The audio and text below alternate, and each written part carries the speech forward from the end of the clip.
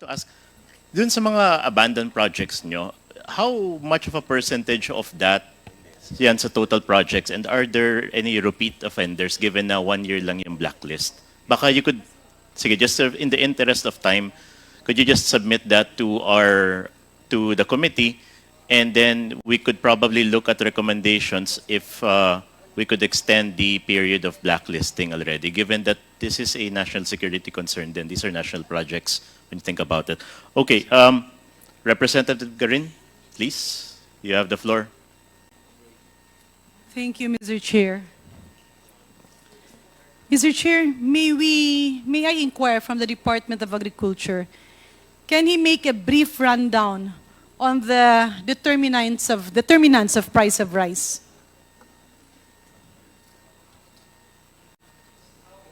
Ano-ano po ba yung factors influencing the price of rice? Well, Mr. Chair, the inputs in terms of yung prices ng mga diesel or yung fertilizer. Pangalawa, which is yung labor cost. So farm inputs? Labor cost, meaning the labor cost. Farm inputs, labor cost, ano pa po? Yung world market, World market? dollar exchange if you compare it to the Dollar imports. exchange? Ano ba ba rin? Logistic cost, yung margins. Okay. So sa pananaw niyo po, ano po ang nagiging major determinant in terms of the price of rice in the Philippines? Is it the local farmers? Is it the rice produced by the local farmers or the imported rice? Madam Chair, given the volume of these two types of commodity, the imported one and the locally produced rice, we're looking at a 78-22% ratio. Can you please make your Sorry? voice louder and Apo. clearer? So it's 78-22 and 78 is locally produced or Locally imported? produced, and of course 22% ang ating projected na ini-import. So by that number po, mas malaki po talaga yung yung impact ng local. So ulitin po natin. Sa konsumo ng bigas sa Pilipinas, if we talk about the whole pie, 78% ng kinukonsumo ng Pilipinas, ng Pilipino, ay nanggagaling sa locally produced rice, Apo. while 22%, 22% is coming from imported rice. Do you confirm that? Yes, ma'am, DA? that's based on data po. Okay. So sa ganong sitwasyon, sino po ang nagde-determine ng presyo? Yung locally produced rice or yung imported rice? Hindi po yung producer ng rice, kundi yung pong merong mas malaking, elbow room, old leg room, or bargaining power in the chain, which is normally the ones in between the consumer and the farmer. Sir, Mr. Chair, can we request our resource person to answer direct to the point? Who is the major influencer of the price of rice? I would say it's the trader and those who are in the processing. By processing, you mean the millers? The millers, opo. Ibig sabihin yung mga kapitalista ng ating farmers. Yun po yung sa tingin namin na mas may malaking influensya sa ngayon. Ilan po ang total consumption ng bigas ng buong Pilipinas on an annual basis? Kukunin po namin, ma'am, para accurate lang po yung figure. Can you confirm the figure of 16 million metric tons? That's more or less the figure that we have, Madam Chair. Sorry, that's... Mr. Chair, with all the indulgence of Congarin, yung mga sagot kasi na more or less, i-compute pa namin. Tagal na sa DA to, Mr. Chair eh. Ba't ganun yung mga sagot nila? More or less, ko-compute namin. Di ba bago sila pumunta dito, Mr. Chair, it's very unfair for Congarin na ganun sagot nyo. Precisely, Mr. Chair, and you got it right. Opo. I really do not want to ask questions anymore, but I cannot feel the sincerity of the DA family, not the secretary, but the other representatives of the Department of Agriculture who has been frequently present in the Quintacom. Hindi po kasi ibig sabihin na kapag present kayo dito ay okay na. Ang kailangan natin na yung puso at totoo yung intensyon na ibaba yung presyo ng bigas. Because it's a basic question at paulit-ulit na tinatanong yon. How much is our consumption of rice? I actually heard the figure of 16 million metric tons, I think, if I remember it right, from Secretary Kiko Laurel earlier today in Bulacan. So please confirm that kasi baka ibang sinasabi niya, iba naman ang sinasabi niyo. Nasaan yun? Eh di wala tayong solusyon dito. Ang total po ay 16,553,247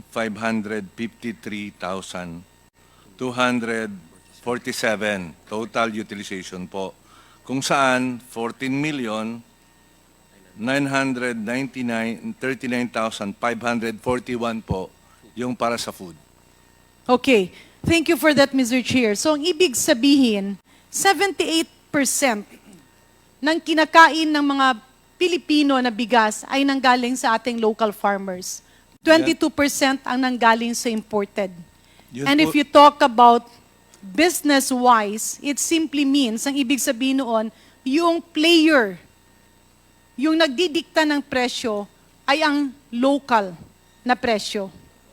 Unless the importers will not be in cahoots with the financiers of the local farmers and sell their price based on an acceptable profit from the landed cost.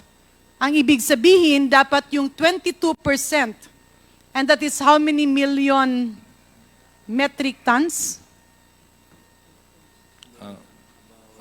Nung 2023 po is 3.611024.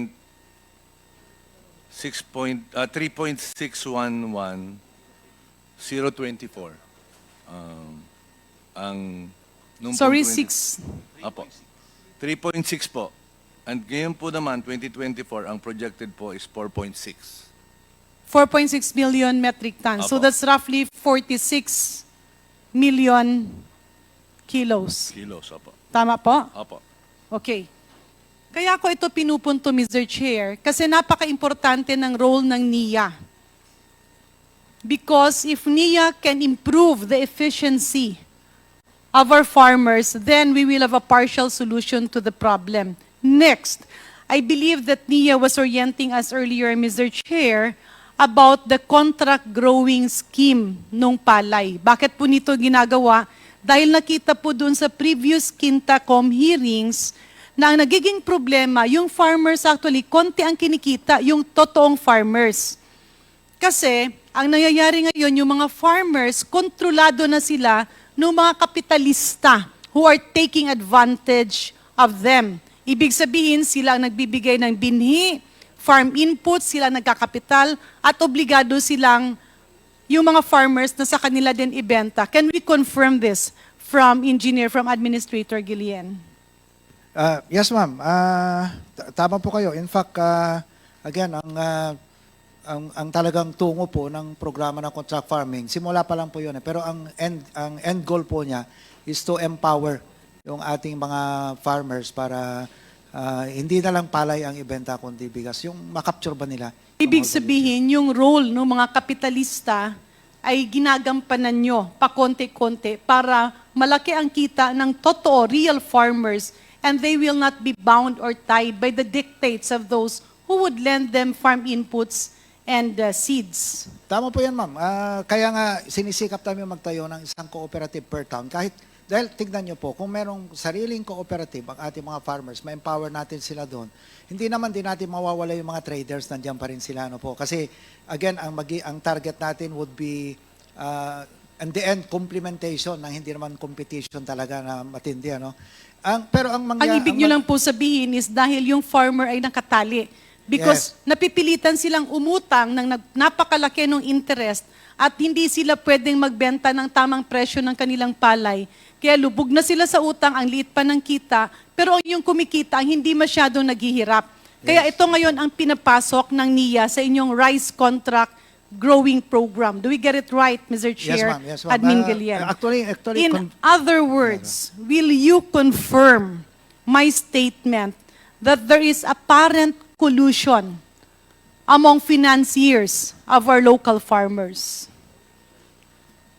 Because they're controlling 78% of the rice being consumed by the Filipinos. Well, may control kasi sila, ma'am, dahil, Ano po yun, sir? pero kung ganito, ma'am, ang Hindi, idea, will you confirm it or will you say it's not happening? well, sana nakikita natin, ma'am, nangyayari dahil Nangyayari siya. Kaya nga pinapasok nyo ito. Let me segue into my next question. Mr. Chair, may we ask DA, what is the main function of the NFA or the National Food Authority? Ginugol ko nga dito kaya lang kailangan ko yung confirmation nyo. Ma'am, sa ngayon po, primarily buffer stocking. It says protecting the interests of both rice farmers and consumers by ensuring food security of the country and on maintaining an optimal level of rice grain inventory to be sourced from local farmers. Which Tama is po ba buffer yun? stocking. Opo. Okay. So that is still their main function. Mr. Chair, balikan ko lang po ang previous Quintacom hearing. Nakitaan po ng ebidensya na nung tinanggal ang power ng NFA na lumaro sa market by having NFA rice retailers, nagkandaletse-letse ang presyo ng bigas. Can the DA family confirm this? Malinaw po dun sa lumalabas sa hearing. last Is it a time. yes or is it a no? You Yes, said- ma'am. Yes, ma'am. It's a yes. Okay. 2019, nagkaroon tayo ng rice tarification law. Ang ganda ng sinabing hinaing ng batas. Yung imported rice, lalagyan ng malaking buwis na taripa ng 35% para hindi maging kawawa yung ating local farmers. Pero may siningit na provision na wala sa Kongreso at ang nakalagay doon ay tatanggalan ng power ang NFA na magbenta ng bigas sa public markets. Can DA confirm this, Mr. Chair? Yun po yung batas. Opo. Is it a yes or a no? It is a yes. Okay. Nung tinanggal yung poder na yun sa NFA, can you confirm that what we are seeing is a collusion, price manipulation among the middlemen and the rice traders?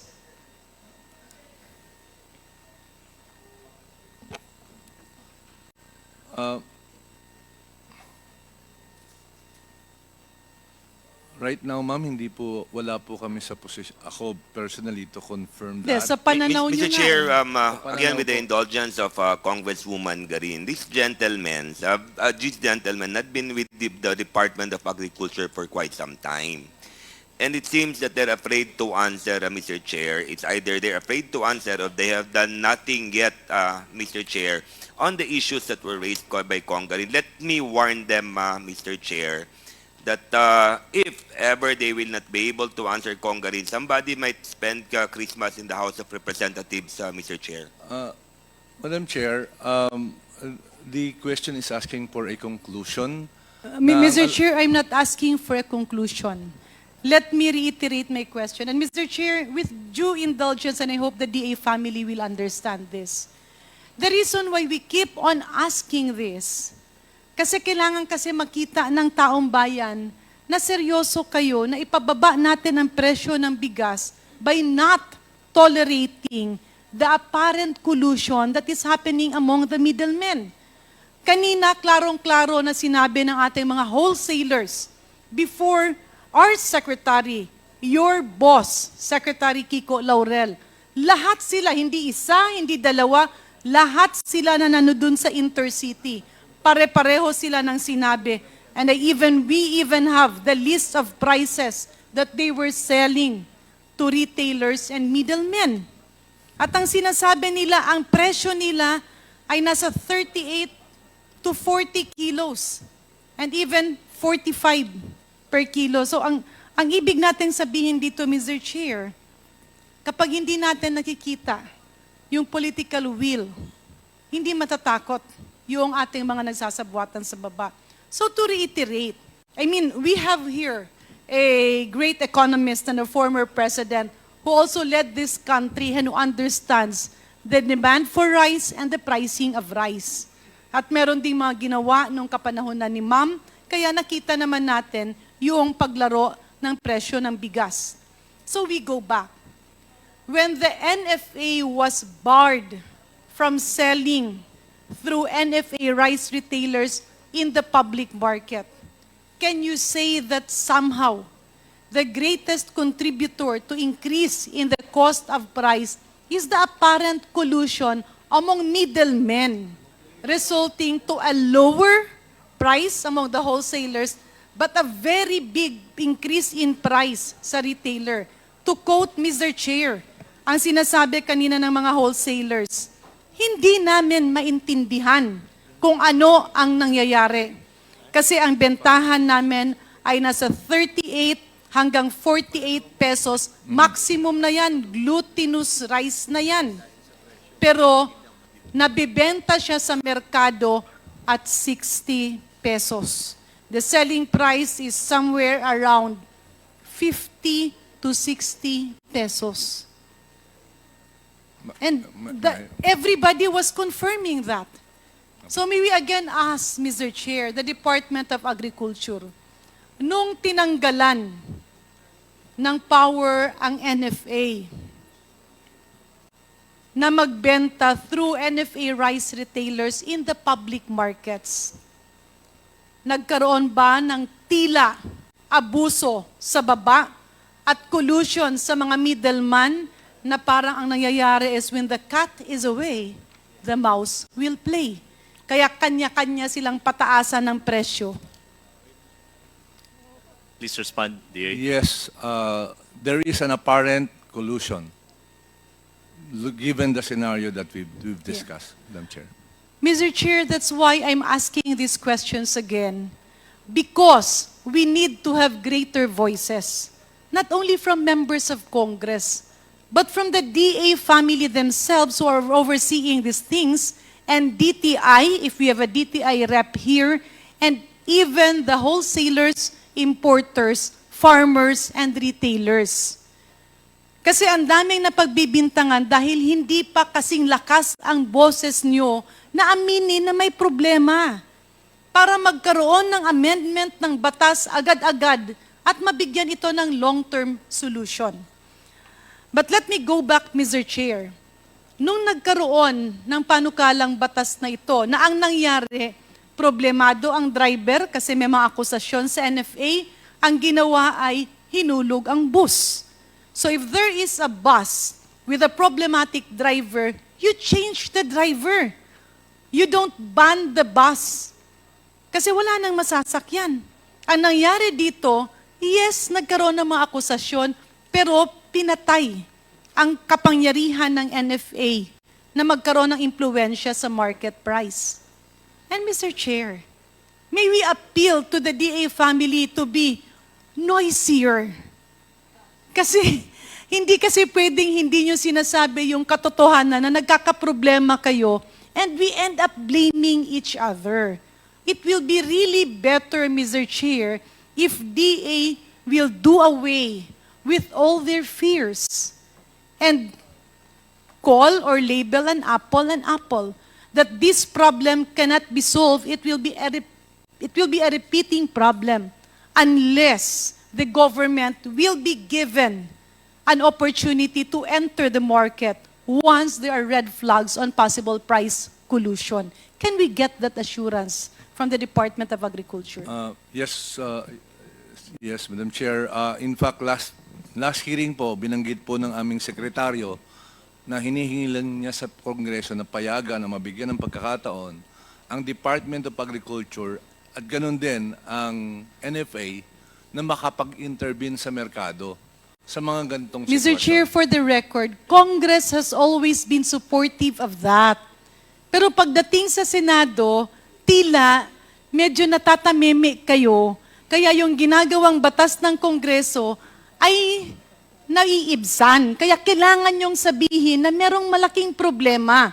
To cite an example, Mr. Chair, may we inquire from the DA family, nung kapanahunan, nung mga nakaraang mga taon before 2019, magkano po ang increase sa per kilo ng bigas from the NFA warehouse to the rice retailer in the public market? Mr. Chair. Please respond. Yes. Ayun pong presyo ng NFA rice prior to RTL. No, Ben- I'm referring to magkano ang Margin po. Margin, yeah. 2 pesos po ang prescribed 2 margin. pesos per kilo. So if NFA is selling it at 25 pesos to the public market vendors, the market vendors that are accredited by NFA are selling it at 27 pesos. Subalit, Mr. Chair, ipinakita nung nakaraang Kintakom na nung binili, nawalan na nga ng poder. Pero siyempre, andun yung bigas. So binenta nila, not through bidding, but through negotiated procurement, to big businessmen, to wholesalers who bought it at 25 pesos and sold it retail at 45 pesos. Yung 2 pesos per kilo na tubo ay naging 20 pesos. At alam na alam niya ng DA. Bakit hindi natin ito ilatag sa Senado? Because I'm sure, Mr. Chairman, members of Senate would do their share. If the DA family will be very transparent in telling them that there is a big problem. Hindi kasi pwedeng dito sasabihin nyo, ay, oo, may problem. Pero pagdating naman doon sa kabila, sige, bahala na po kayo. Kasi trabaho nyo to eh. And I can see Admin Guillen nodding his head. Because that's the problem. Alam ba nila na ang nangyayari, yung 25 pesos na bigas ng NFA ay binibenta sa merkado ng 45 to 50 pesos?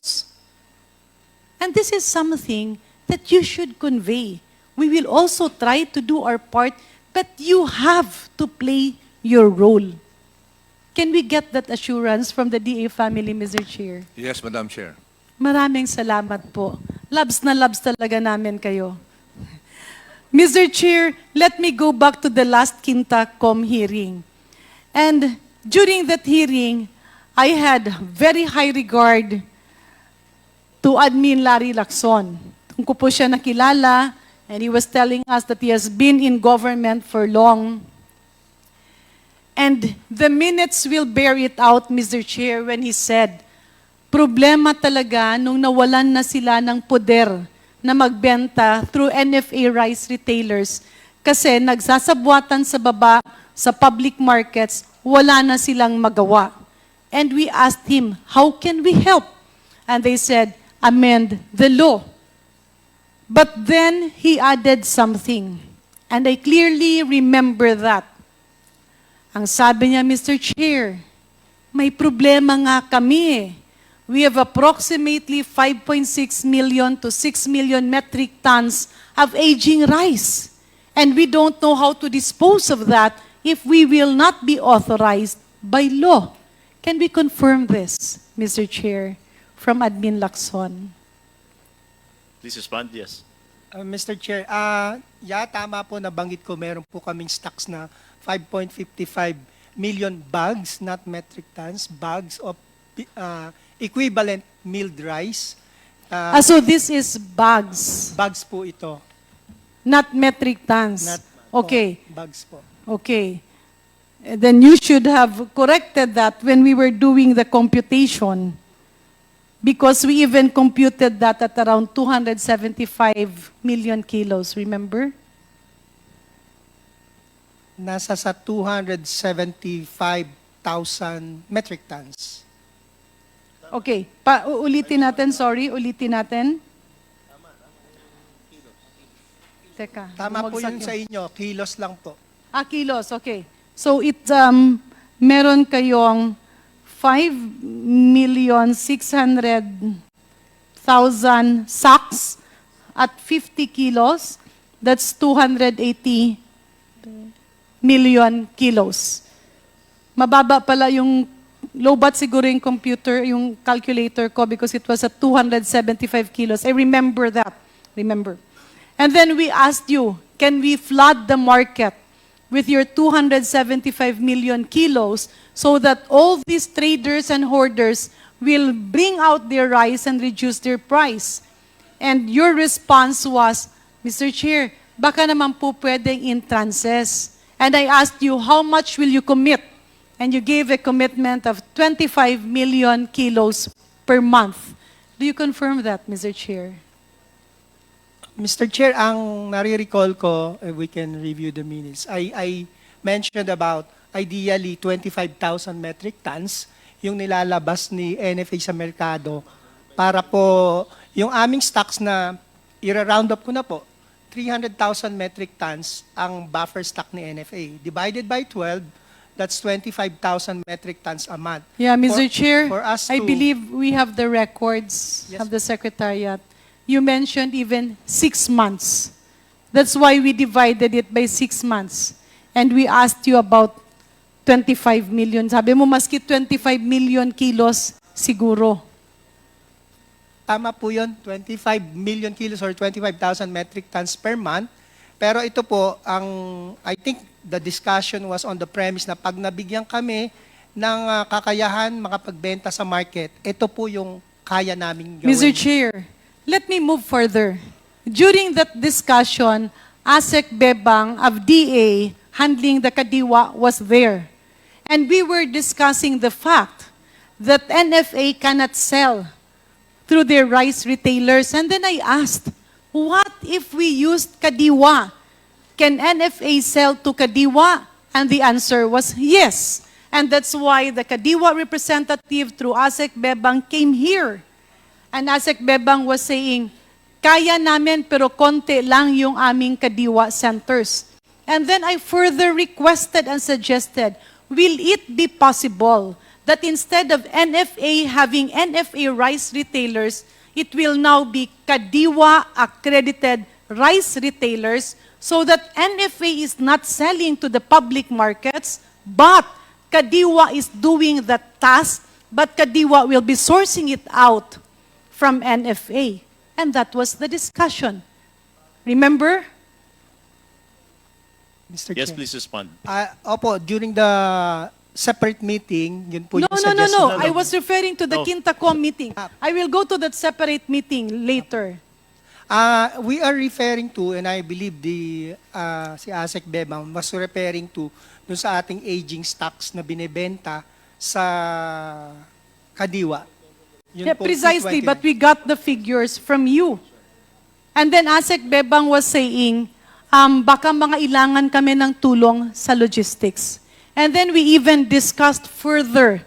I even had a motion, Mr. Chair, and that is on the records, that the poorest, the areas with a higher incidence of poverty be prioritized. And that's why my motion was to direct the Department of Agriculture to immediately collaborate between NFA, Kadiwa, and for Kadiwa to immediately identify Kadiwa rice retailers taking off from the abandoned list of NFA rice retailers duly vetted and to dispose or to flood the market with NFA or Kadiwa rice sold at 33 pesos per kilo because, as what NFA has told us, they were selling it at 29 pesos per kilo. Kadiwa, ASEC Bebang even manifested they will not charge anything and they will have a pass-on to the rice retailers. Kasi ang Congressman punto Garin, dito, yes. Mr. Chair, why will I have a motion and everybody, it was a long discussion. Ang tagal nun, paikot-ikot kung anong gagawin.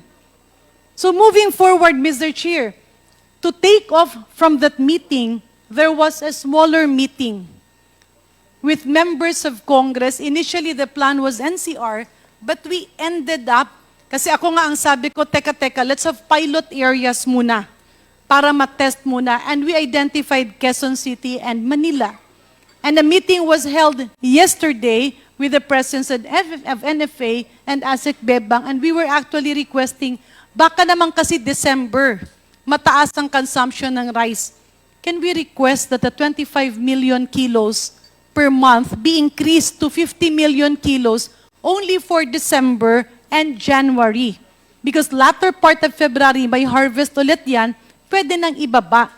Para yung mga naka-hoard at naka-stock na mga bigas ngayon ay magsilabasan at a reduced cost. And the meeting ended very well. And the only problem was how can Congress help in terms of logistics? And they even recommended that we tap PhilPost. And we also did that. But later in the day, Mr. Chair, we were surprised na nagpalit ng isip si Admin Lacson by saying that maybe we can just have 5 million kilos because, if I may quote, he kept on going back to the fact that we need to amend the law first before we can play a role in the market price. Ang ibig lang po dito sabihin, Mr. Chair, tila hindi tayo dito siniseryoso ng NFA. That's why, Mr. Chair, much as I really wanted to be patient, tila hindi po maganda na yung sagot ng NFA noong mga nakaraan na Kintakom at sagot niya rin sa mga small meetings that happened yesterday at the office of the Speaker apparently suddenly changed overnight. Mr. Anong Chairman, nangyari? I think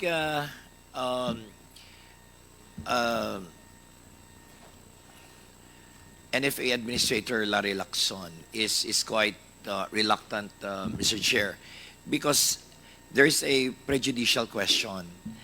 If the pleasure of Congresswoman Garin was to accredit, Kadiwa centers, instead of having NFA retail centers, now she wants to outsource the retail outlets and expand the Kadiwa network through accreditation of, Kadiwa centers. Now the question is that allowed by law?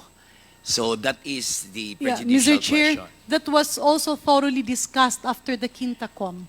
And the answer was yes. We were just discussing about the absorptive capacity.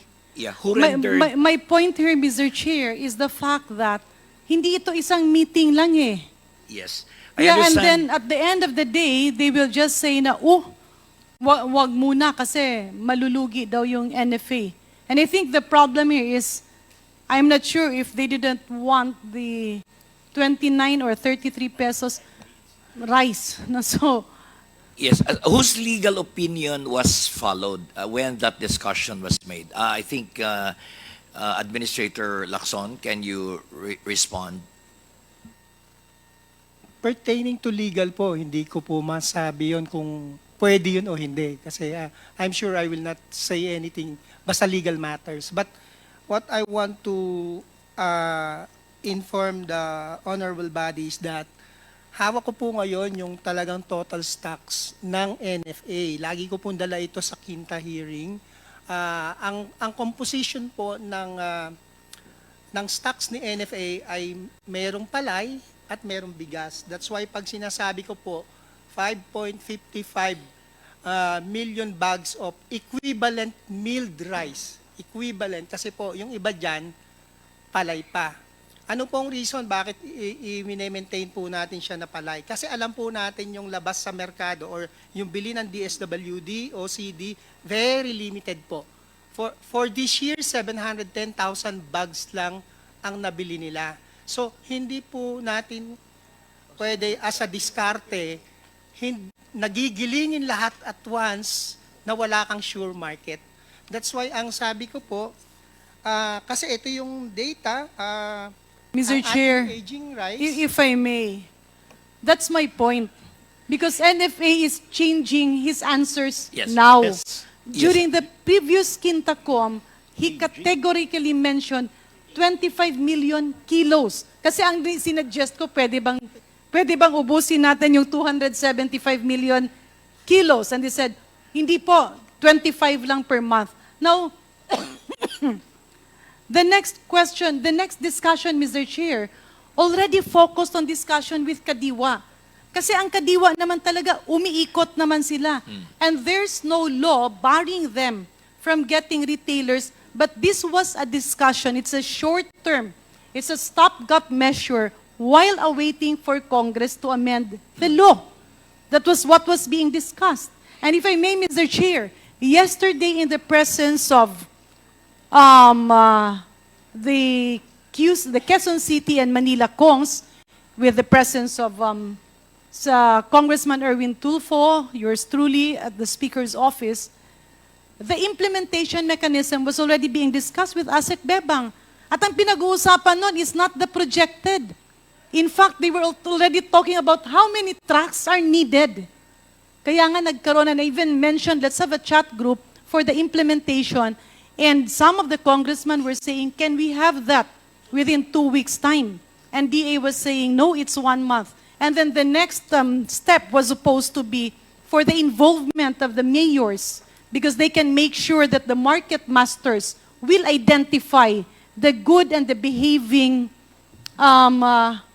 retailers, rice retailers. In other words, Mr. Chair, nagulat na lang ako nung ando dun na, kagabi, late last night, I believe, Admin Lacson mentioned the 25,000 metric tons per month. Yan po ay ideal para maging sustainable ang NFA. We can reach that in few months' time, and if given the required law, mailalabas natin po yan ng maayos. But Mr. Chair, the meeting yesterday was very clear. There were even timelines. And there were even target implementations. ASEC Bebang was saying, it will be very difficult to launch it before Christmas. Can we launch it before New Year? And they said, yes. My point here is what made Admin Lacson change his mind. Kung nagkamali man siya, edi sabihin niya. But our problem here, Mr. Chair, if our prime movers on the issue of rice are dilly-dallying with their statements, then how can we have a long-term solution to this? They cannot just keep on pointing at Senate, Mr. Chair. They also have to do their part. Admin Lacson, I think with the present situation, we need a surgical approach. We cannot continue with this situation na yung presyo ng bigas remains very high. It's not acceptable to the Filipino people. So bakit nagbago ang isip ninyo? Kung nagbago man, sabihin mo kung bakit. Thank you, Mr. Chair. Hindi po nagbago ang isip natin. Siguro I would just like to apologize for the confusion. Kasi po, hindi ko po makukumit yung wala ako eh. Ito lang po talaga yung bigas na available. Kasalukuyan po kaming gumigiling ngayon. Although there were suggestions po dun sa mga figures na nabanggit, I'm sorry kung hindi ko masyadong na ipaliwanag. Pero yun po kasi, mahirap ipangako yung hindi natin kayang gawin. Wala po talaga tayong ganun na stocks sa ngayon. Mr. Chairman, Administrator Lacson admitted earlier that the inventory level you have is equivalent to 5 million bags, right? Equivalent to 5 million bags of milled rice. All right. But in reality, what in your possession right now, how many million bags ready for disposal? Yes. Nabigas na talaga na hindi pa not to be subjected for milling. Ilan 'yon? Kasi doon natin sasagutin ang tanong ni Congresswoman Garin. If it is feasible for us to dispose 25 million kilos of rice this December and the subsequent months. Thank you, Mr. Chair. Ang actual na bigas na nasa bodega po natin nationwide ay 459,170. Pero bags po yon. Pero kasalukuyan pong nagmi-mill ngayon ang ating mga NFA-owned, including the private millers. So, yan po yung status po. So 10% lang ang pwede ma-dispose of your inventory. Mr. Chair, 10% lang, Congresswoman I'm Garin, sorry, ang Mr. pwede. Chair, just to go back, it's 459,170 bags at 50 kilos per bag. That's your current inventory. And that will be milled on how long? How the duration? Or milled na yan? Milled na po ito. Milled na po ito. So that's around approximately 23 million kilos.